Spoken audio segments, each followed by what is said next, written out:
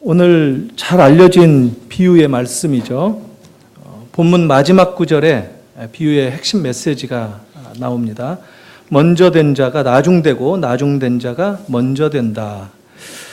그런데 20장 1절부터 16절까지 이 비유의 말씀을 읽어드렸는데 그 앞장에 19장 마지막 절 30절에 똑같은 구절이 나옵니다.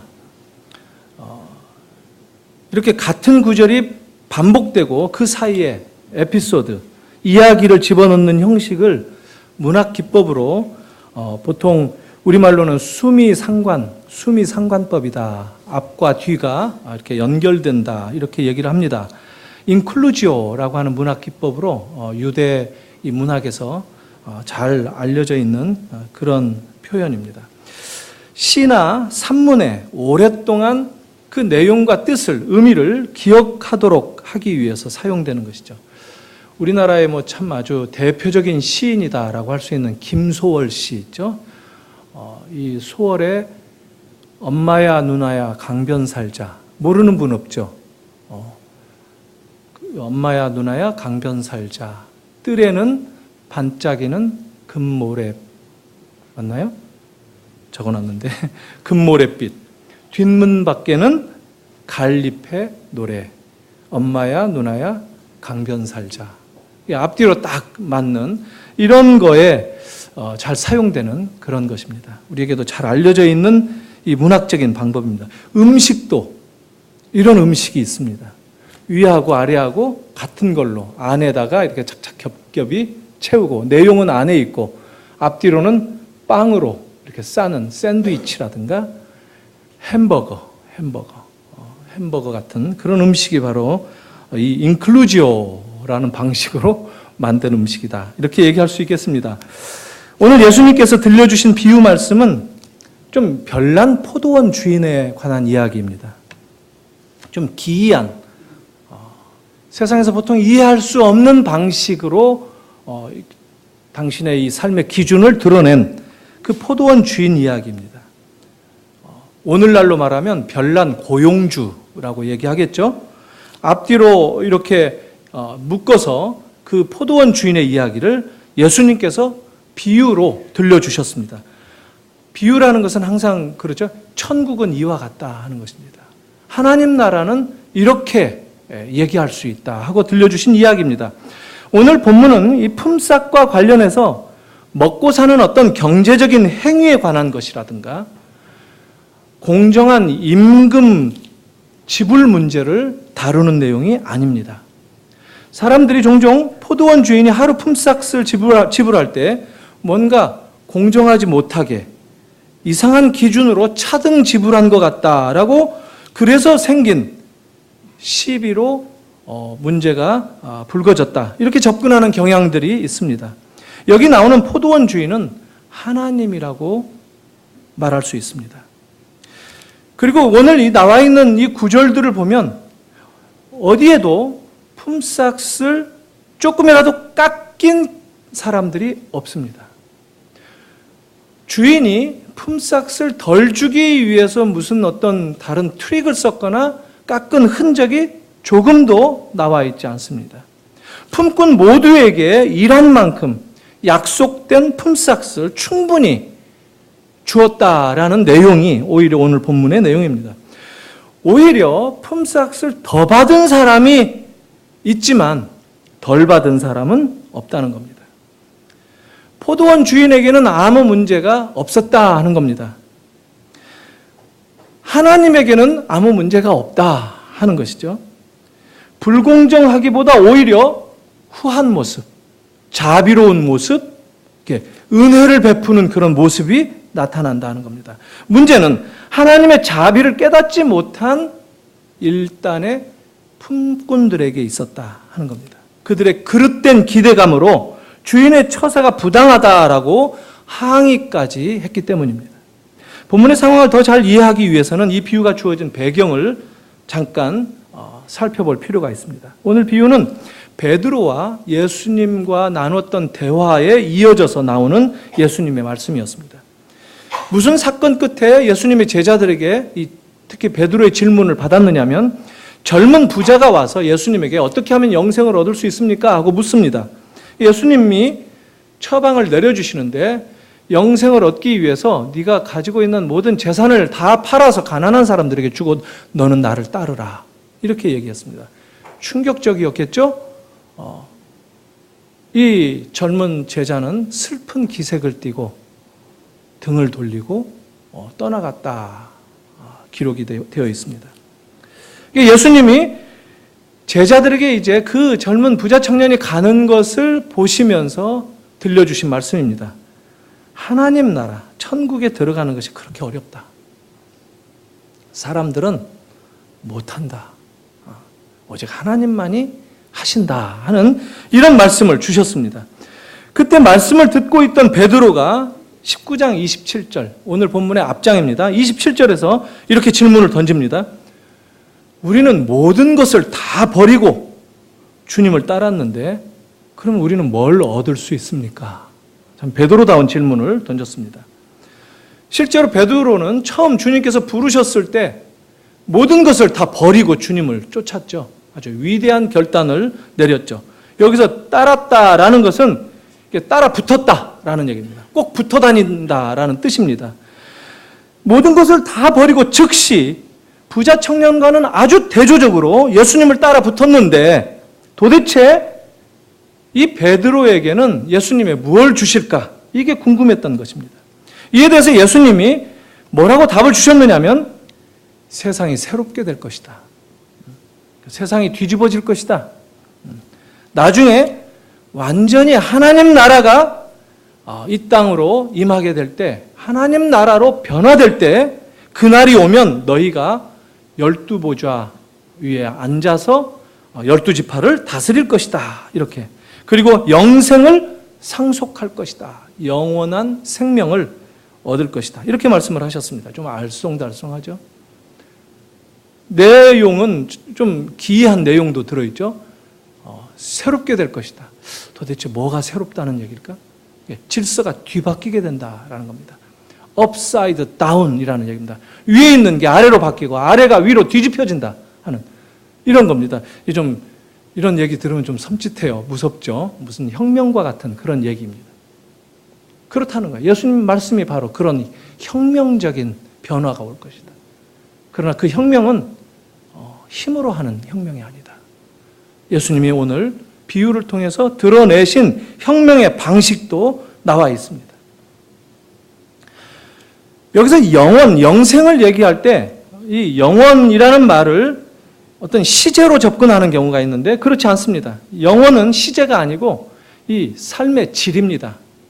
우리 인생의 이 라이프, 이것의 이 퀄리티, 질이다라고 이해할 필요가 있습니다. 풍요롭고 하나님이 은혜로 우리를 부르실 뿐만 아니라 다스리고 계시는 영광된 그 하나님 나라에 참여한 인생을 영생이다라고 얘기를 합니다. 우리가 세상에서는 도저히 누릴 수 없는 질적으로 다른 그 삶을 말하는 것이 이 영생이라는 말입니다. 그 하나님의 나라가 이미 예수님과 함께 시작되었다 하는 것입니다. 하지만 그것을 이해하고 누리기에는 우리가 이 땅에서 살아가는 삶의 원리, 이 삶의 방식의 이 관성의 힘이 크기 때문에 잘 안 보인다 하는 겁니다. 그래서 생겨난 오해, 그래서 하나님 나라가 잘 이해되지 않는 그런 문제가 오늘 이 포도원 이 주인과 이 품꾼들의 비유로 나타나고 있다 하는 겁니다. 그래서 예수님께서 그 하나님 나라의 가치 변화를 바로 깨달으라고 이 비유의 말씀을 던져주셨다 하는 겁니다.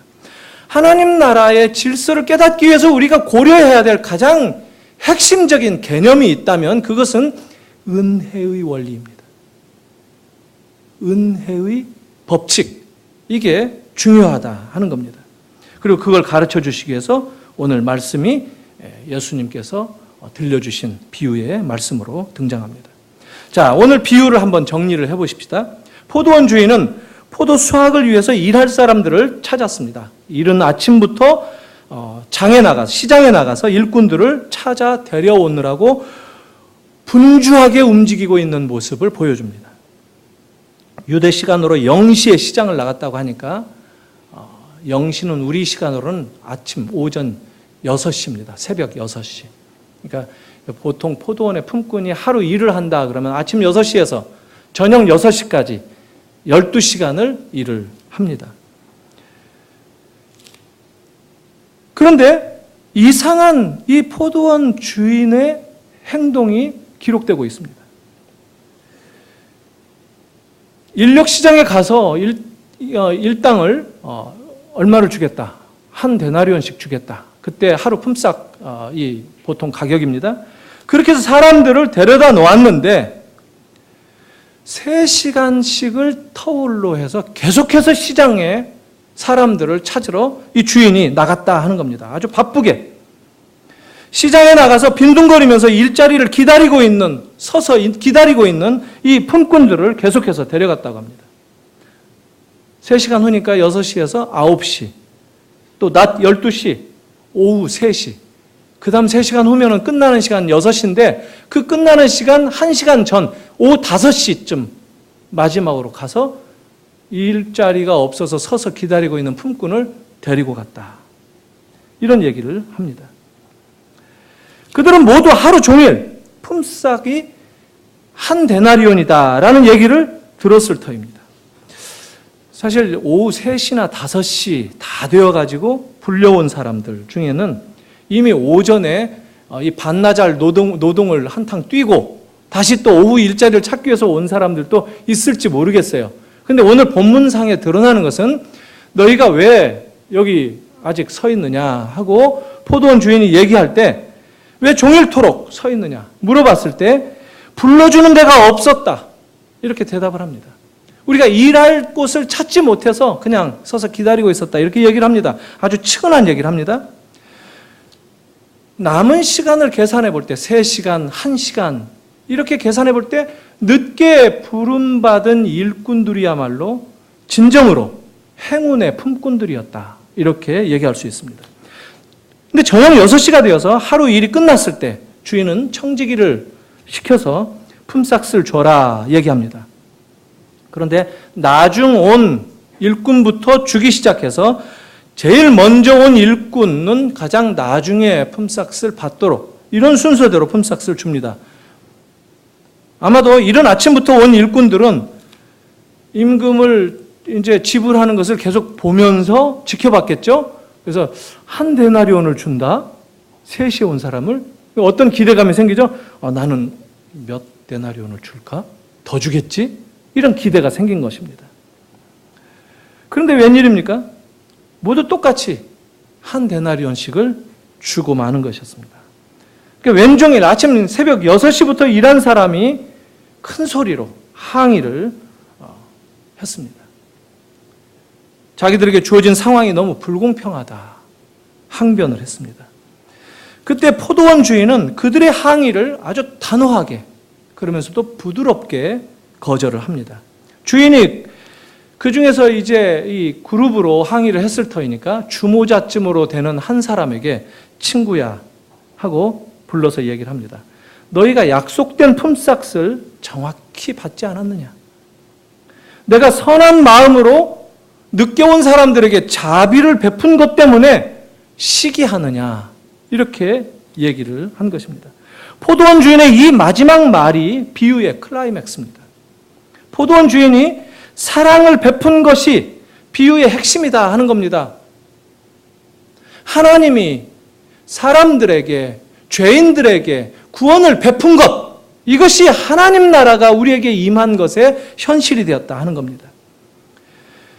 우리가 이 비유에서 초점을 맞춰야 할 것은 포도원 주인의 그 마음입니다. 그런데 이 비유를 전해주셨던 예수님은 한 걸음 더 나아가십니다. 그래서 더 상황이 우리 읽는 사람들도 좀 혼란스러운 그런 입장으로 만들어버리십니다.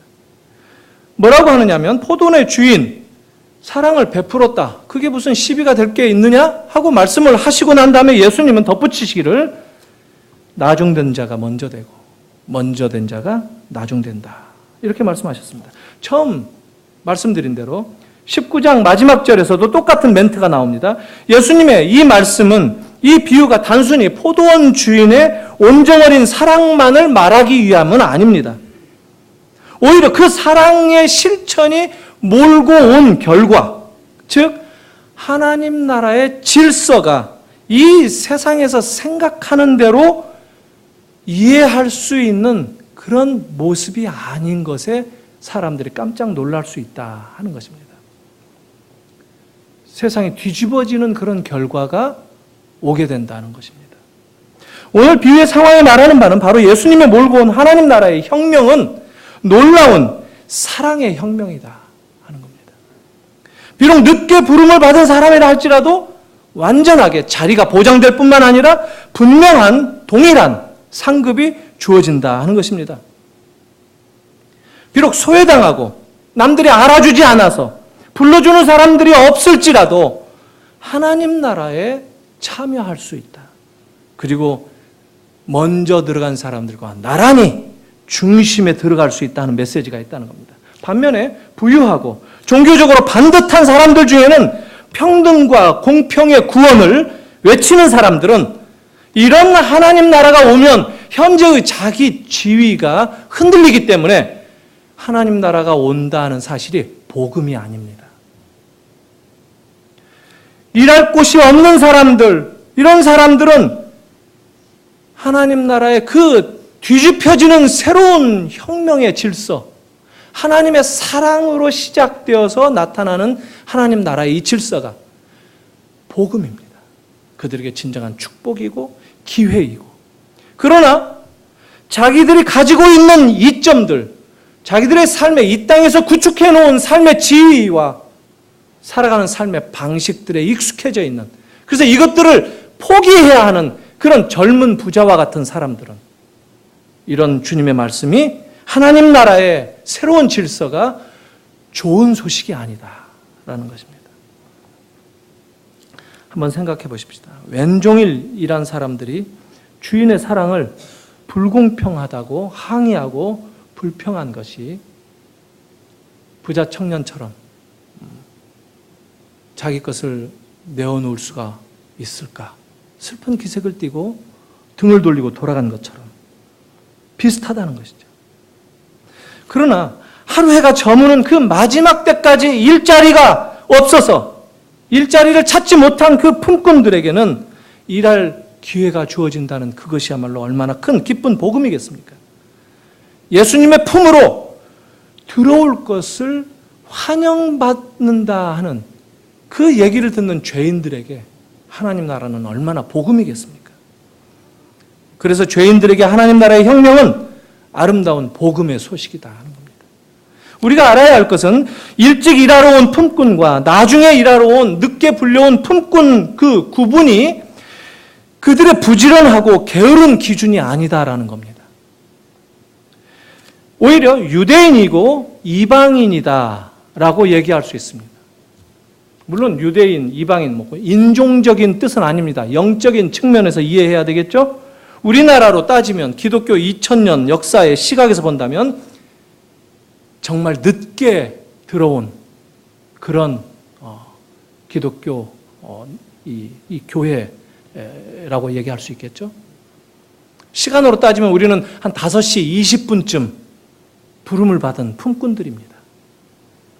그런데도 사자 밥이 되고 톱으로 펴서 죽고 십자가를 진 사람들과 똑같은 대접을, 취급을 받는다 하는 겁니다. 하나님은 능력대로 사랑하시는 것이 아니다는 겁니다. 하나님은 모두를 똑같이 우리에게 조건 없이 당신의 사랑을 주신다는 것입니다. 이것이 이 비유의 의미입니다. 우리를 너무 잘 아시고 우리를 너무 잘 이해하시는 하나님께서 어떤 사람에게는 혹시 기회가 일찍 주어졌을지라도, 하지만 또 어떤 사람에게는 기회가 늦게 주어질 수도 있지만, 그러나 하나님은 능력 있는 사람을 더 좋아하시고 능력 없는 사람을 덜 사랑하시는 것이 아니라 동등하게 똑같이 사랑하신다는 것입니다. 교회에서조차 우리가 이런 생각을 망각할 때가 있습니다. 우리가 신앙생활을 하면서 이런 하나님의 마음을 까맣게 잊어버리고 이 세상에 방식대로 이 세상에 주는 상식과 이 세상에 잘 만들고 오랫동안 닦아놓은 삶의 질서에 이게 옳다라고 붙들고 살아가는 우리들의 모습을 보게 된다는 겁니다. 세상의 상식이 뭐죠? 세상의 상식은 뭐 여러 접근으로 얘기할 수 있겠지만 보통 이성적이다 또는 감정적이다 하는 이런 방식으로들 생각하고 결정하고 살아가죠. 이성, 우리들의 이 판단, 생각하고 결정하는 것. 이 데카르트 이후부터 인간의 이 삶의 중심, 이 사고의 중심은 이성이 차지하고 있었죠. 코기토. 나는 생각한다 하는 것 아닙니까? 코기토. 내가 생각한다는 거예요. 에르고 숨. 고로 나는 존재한다. 자기 존재가 자기 생각에 의해서 결정된다는 이 이성적인 사고방식이 이 세상을 지난 몇백 년 동안 지배하고 있어요. 그래서 내 생각이 중요하다고 생각들을 합니다. 내가 결정하는, 나로 말미암는, 내가 내 인생의 중심이다 하는 겁니다. 하나님이 계셔야 할 그 자리를 하나님을 밀어내고 내가 차지한다 하는 겁니다. 또 우리나라 사람들은 또 좀 감정적이기도 하죠. 나 그 사람 싫어. 왜 싫어요? 그냥 싫어. 이렇게 이유가 없어요. 그냥 싫은 게 어디 있어요? 그냥 싫다는 거예요. 감정이 싫다는 거예요. 감정에 충실하다. 인간은 그 이성과 감성이 적절하게 어우러져서 의지를 만들어 내도록 하나님이 지으셨다고 해요. 균형을 유지하라 하는 겁니다. 누구를 그냥 이유 없이 싫어하지 마세요. 그리고 싫어할 이유가 있어도 하나님의 마음을 안다면 우리는 싫어하지 않아야 됩니다. 왜냐하면 그 조건을 가지고 저 사람은 참 보면 이런 게 있어 때문에 그 사람을 다가서는 것은 하나님은 그렇게 우리를 만나주시지 않는다는 겁니다. 하나님은 우리를 동등하게 똑같이 사랑하신다는 겁니다. 우리는 그 하나님의 마음을 품어야 됩니다. 얼마나 감사한 일입니까? 우리 중에 누구를 더 사랑하시는 것이 아니라 모두를 똑같이 사랑하신다는 것이 얼마나 큰 위로가 되는 말입니까? 이게 하나님의 사랑이다 하는 것입니다. 오늘 우리가 주목해야 될 아버지의 사랑이 어떻게 이 포도원 주인을 통해서 나타나느냐면 포도원 주인이 지금 열심히 품꾼을 찾으시는 모습으로 나타납니다. 하루 온종일 품꾼 찾으러 시장에 가는 그 분주한 발걸음의 모습으로 하나님의 모습이 나타난다는 겁니다. 하나님 우리를 찾으시는 거예요.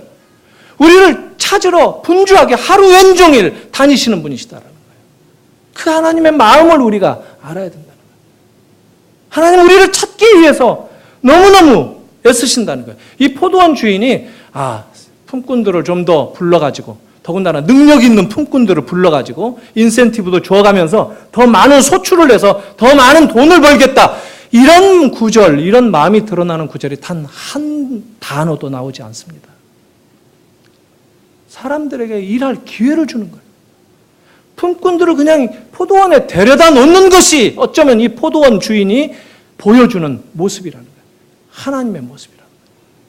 하나님은 우리를 찾으시고 우리를 부르시고 하나님의 나라에 들여놓으시는 것. 그러기 위해서 지금 분주하시다는 겁니다. 그 하나님의 마음을 본다면, 그 마음을 깨닫는다면 감사할 수밖에 없죠. 감격할 수밖에 없죠. 하나님 나라의 그 백성이 됐다는 것만으로도 우리는 감격할 수 있다는 겁니다. 우리의 삶이 영원한 가치 있는 하나님의 나라와 연결된 삶인 것을 우리가 기억한다면 우리가 오히려 포도원 주인에게 어떤 대접을 받아도 그것은 감사할 이유를 깎아내는 것이 아닙니다. 사랑하는 성도 여러분, 하나님의 약속한 이 영생에 감사하십시다. 하나님의 부르심, 그 부르심을 통해서 드러난 하나님의 사랑과 은혜, 감사하시는 여러분이 되기를 바랍니다. C.S. 루이스가 어린이들과 어른 모두를 위해서 쓴 책이라고 하는 나니아 연대기에 보면 이런 얘기가 나옵니다. 좋아하는 이 여자친구가 너무 어려운 일을 당하니까 이 아즐란 사자에게 가서 물어봅니다. 아즐란은 예수님으로 나오죠. 왜 저 친구는 그렇게 고생을 하게 만들었습니까? 그때 아즐란이 대답을 해줍니다. 나는 오직 너에게는 너의 이야기만 전한다. 이렇게 얘기합니다. 저 친구 얘기가 아니라 나는 너에게는 내 이야기만 전한다. 요한복음 마지막 장에 보면 베드로에게 주님이 부활하신 주님께서 물으시죠. 네가 나를 사랑하느냐? 3번씩 물으시죠. 참 미칠 것 같은 이 베드로의 마음을 잘 드러내고 있죠. 차마 사랑한다는 말도 못하고 내가 주를 사랑하는 줄을 주님이 아십니다. 그럴 때마다 네가 내 양을 먹이라, 내 양을 치라. 또 새로운 부르심으로 사명을 맡겨주셨습니다. 이 이야기가 이렇게 기록되고 이제 예수님께서 베드로에게 너의 앞날은 이럴 것이다. 네가 젊어서는 이랬거니와 이제 늙어서는 이렇게 원치 않는 것으로. 뭐예요? 고난을 감당하면서 살게 될 것이다 하는 말씀을 주십니다. 베드로가 갑자기 옆에 요한이 궁금해집니다. 요한. 베드로 다 와요. 참 멋있어요. 이렇게 순수해야 돼요. 요한이 궁금해가지고 주님한테 물어보죠. 저 친구는 어떻게 됩니까? 주님이 뭐라고 말씀하시죠? That's none of your business. 네가 알 바 아니다. 너 상관할 바가 아니다. 네 비즈니스나 신경 써라. 참 주님도 대단하신 분이다 싶어요. 각자 자기의 부르심에 충실하라 하는 겁니다. 각자에게 주신 놀라운 은혜의 스토리를 잘 기억하고 살자는 겁니다.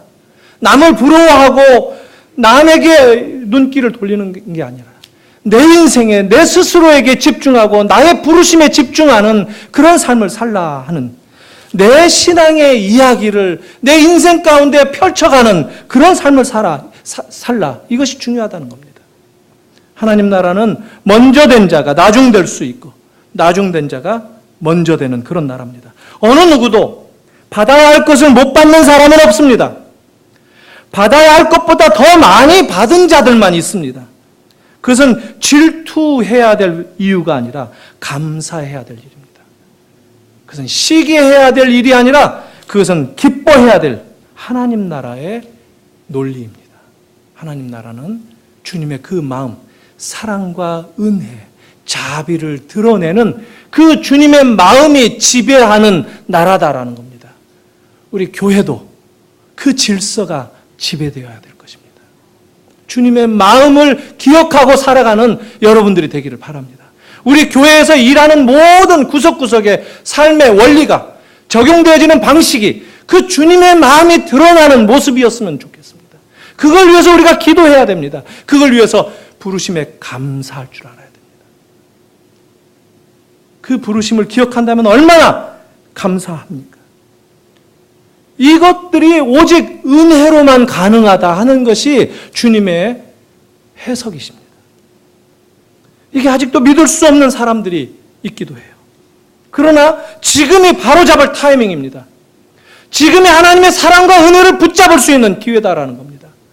그 은혜를 놓치지 말고 붙드는 여러분들이 되기를 바랍니다. 기도하시겠습니다. 하나님 아버지, 은혜를 감사합니다.